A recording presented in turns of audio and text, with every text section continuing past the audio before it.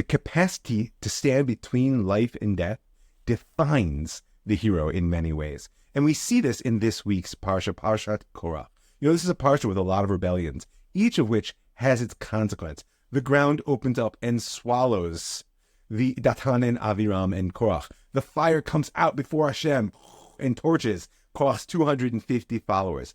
And when the people complain that this is a little bit of a harsh judgment, a plague begins to eat away from the edge of the camp. And that's when Moshe says to his brother Aaron, go and stand between the living and the dead. Hold the incense and drive off the angel of death, who, according to the sages, was the one who revealed to Moshe that the Ketoret had the power to cover the people and protect them from such an awful fate.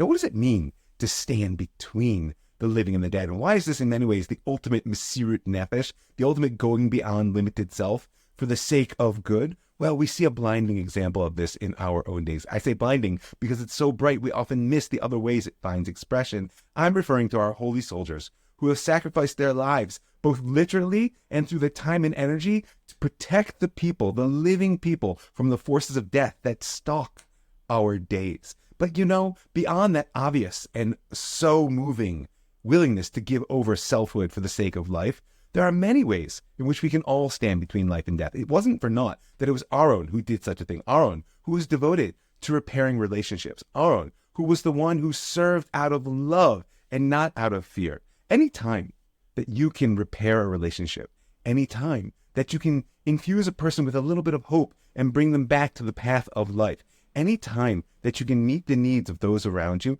on some level, if you're going beyond your limited self, that's a Mesirut Nefesh, not just Lima'an Tov, for the goodness of what could be, but it's a standing between life and death. Death is the shadow. It's the destruction. It's the place of naught. And when you can fill it with light, with life, with an abundance of possibility, potential, and hope, you have the ability to be a hero, just like Aaron HaKohen, and burn brightly like the incense, standing between life and death for those around you. If you're interested in more about how you can be a Jewish hero, go to jewishheroism.com, and you'll see there the 7 steps of the Torah's heroic journey. You'll see source sheets and videos that you can download, and you can also be in touch with me with thoughts. This is the Jewish Heroism Project, and I'm excited to hear what you think.